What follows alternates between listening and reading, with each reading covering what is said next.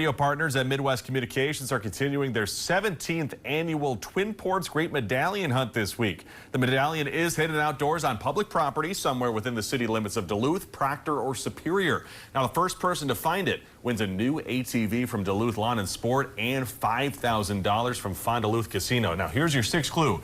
Do your steps match mine? Do your traipse align?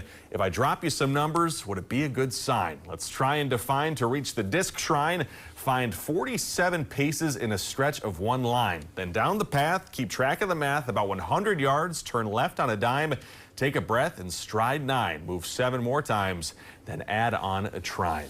Dave, have you attempted to locate this medallion? I don't think we're eligible, so I haven't bothered. You know, I chatted with Hunter about this, and he said he doesn't even know where it is. He's not even told, even though he's helps out over at KQ. Those judges over at KQ, they're kept in a cage, and they don't talk to anybody else. They certainly don't. All right, well, good luck to the person who finds it first. We'll see you in a bit.